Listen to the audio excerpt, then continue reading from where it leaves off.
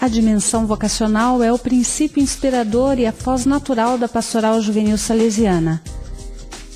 Empenhando-se por criar ambientes em que se viva e transmita uma verdadeira cultura vocacional, a pastoral juvenil deve propor aos jovens os diversos caminhos vocacionais e acompanhá-los no discernimento.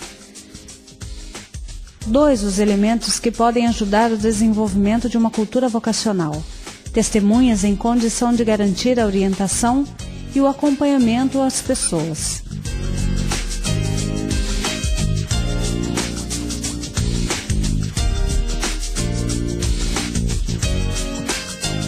Num contexto cultural e social pansexualizado, a emitir continuamente as suas mensagens na rua, na televisão, na internet, muito importa a educação ao amor e à castidade.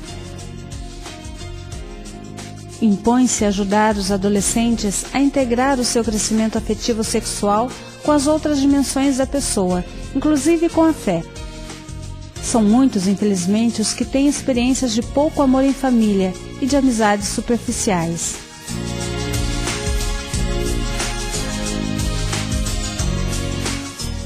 Desde sempre, na experiência espiritual da Igreja, a oração é a melhor pastoral vocacional.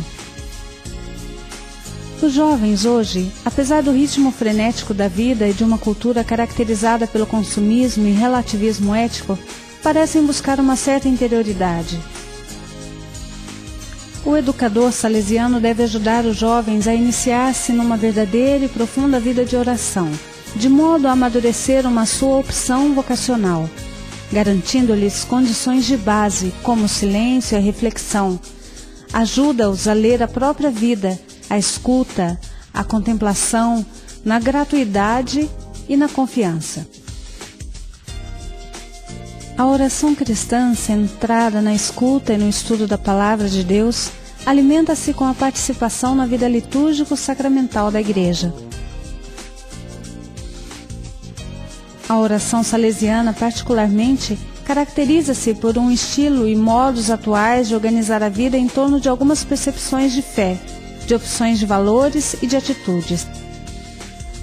Só com uma vida de oração centrada em Cristo, o jovem poderá iluminar e consolidar a própria opção vocacional, sobretudo se for uma vocação de especial consagração. Outro elemento fundamental na pastoral vocacional é o acompanhamento pessoal ao jovem. A graça do Espírito que opera no coração das pessoas tem necessidade da colaboração da comunidade e de um mestre espiritual. O acompanhamento salesiano, embora privilegiando o diálogo pessoal, se caracteriza por um conjunto de relações que ajudam o jovem a assimilar os valores e as experiências vividas.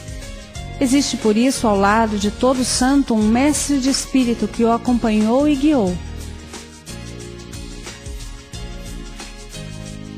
Esse processo, estruturado por experiências e níveis sucessivos, deve privilegiar alguns pontos fundamentais: o conhecimento de si mesmo, descobrindo os próprios dons e limites; o reconhecimento de Jesus como Senhor ressuscitado e sentido supremo da própria existência; a capacidade de ler a experiência da própria vida e os acontecimentos da história como dom de Deus e como chamado a pôr-se à disposição da missão pelo reino; a assimilação dos valores evangélicos como critérios permanentes que orientam as opções da vida cotidiana. A missão educativa e evangelizadora da família salesiana é enriquecida pela presença significativa e complementar de sacerdotes, religiosos, consagrados e leigos. A consagração religiosa se ergue na família salesiana como um sinal necessário. Ela exprime uma opção total pelo seguimento de Jesus Cristo e diz aos leigos que na missão ela não é um simples auxílio complementar, é antes uma particular experiência de Deus, compartilhada na mesma espiritualidade e na mesma missão. Seguindo o exemplo de Dom Bosco, que sabia envolver os seus jovens em iniciativas corajosas, é preciso valorizar duas plataformas: o associacionismo juvenil e o voluntariado. O movimento juvenil salesiano é uma realidade cheia de vida, representa uma expressão significativa da forte atração que a pessoa e o carisma de Dom Bosco exercem ainda hoje sobre os jovens. Cabe à família salesiana valorizar e acompanhar essa experiência associativa e, com coragem e liberdade, propor um empenho vocacional, confiando-se à ação do Espírito. O voluntariado é cada vez mais uma arena. Testa-se ali uma visão vocacional da vida, inspirada no Evangelho, vivido segundo a espiritualidade juvenil salesiana. É uma verdadeira escola de vida que ajuda a educar os jovens a cultura de solidariedade para com os outros, sobretudo pelos mais necessitados.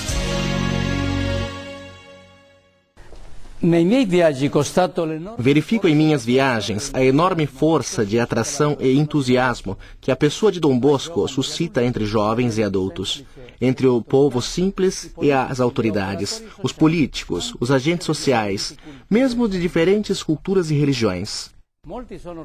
Muitos agradecem pela presença da obra salesiana e se orgulham de terem experienciado a pedagogia salesiana. Com frequência, a lembrança de Dom Bosco desperta um grande entusiasmo, mobilizando inteiras populações. Somos herdeiros e detentores de um carisma especial que Deus suscitou pelos jovens, sobretudo pelos mais pobres e periclitantes. É preciso viver e testemunhar a nossa vocação salesiana com um grande senso de gratidão. Devemos falar de nossa vocação, de Dom Bosco, de sua missão, daqueles irmãos e irmãs que viveram e vivem a sua vocação de modo admirável e cativante. Proponho-lhes um conto que engloba os temas que se relacionam com a concepção da vida como vocação, a cada qual aprofundá-lo. A voi lascio l'approfondimento.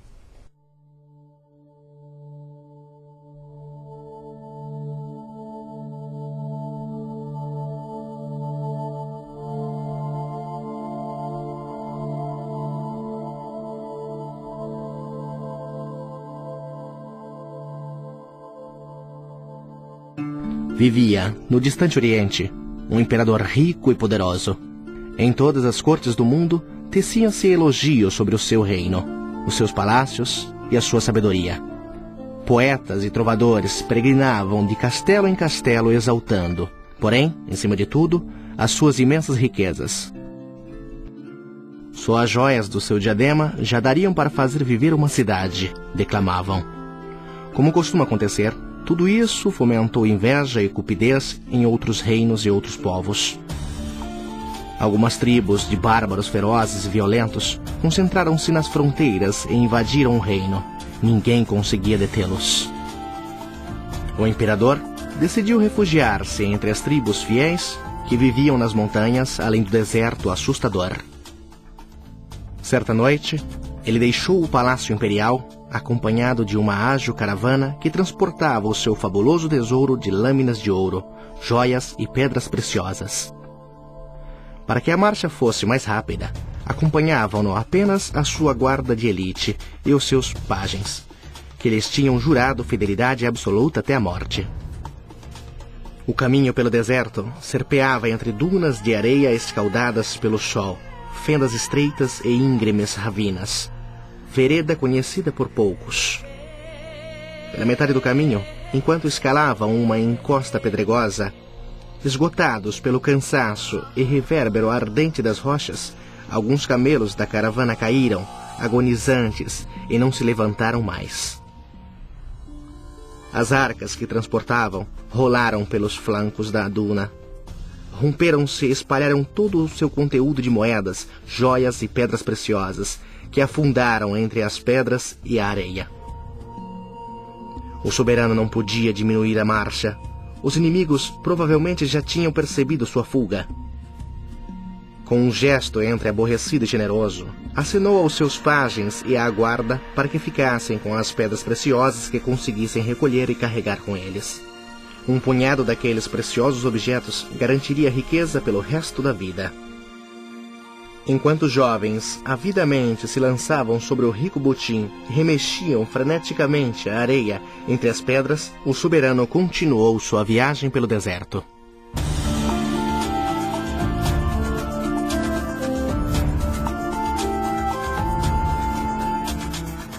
Percebeu, porém, que alguém continuava a caminhar atrás dele.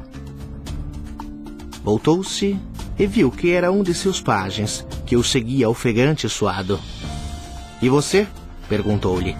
"Não ficou a recolher alguma coisa?" O jovem fixou-o com um olhar sereno, cheio de dignidade e altivez, e respondeu: "Não, senhor. Eu acompanho o meu rei."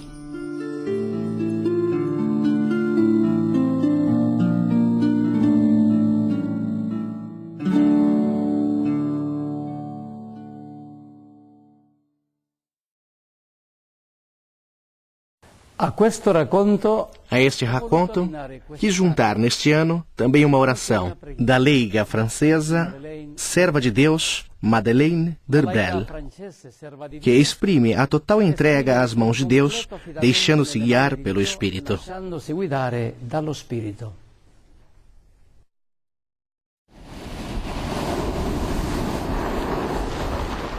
Para ser um bom dançarino contigo e com os outros, não é preciso saber para onde a dança conduz. Basta acompanhar os passos, estar alegre, estar leve e, sobretudo, não ficar rígido. Não é preciso pedir explicações sobre os passos que gostas de dar. É preciso ser como um prolongamento teu, ágil e entusiasta, e receber de ti a retransmissão do ritmo da orquestra. É preciso não querer ir adiante a qualquer custo, mas aceitar voltar para trás, caminhar de lado. É preciso saber parar e saber deslizar, em vez de caminhar. E estes seriam apenas passos tolos, se a música não fizesse deles uma harmonia. Entretanto, nós nos esquecemos da música do teu espírito e fazemos da vida um exercício de ginástica. Esquecemos que entre os teus braços a vida é uma dança, e que a tua santa vontade é de uma fantasia inconcebível. Senhor, se fôssemos felizes contigo, não poderíamos resistir à carência de dança que se dissemina pelo mundo, e chegaríamos a adivinhar qual dança te agrada fazer-nos dançar, desposando os passos da tua providência.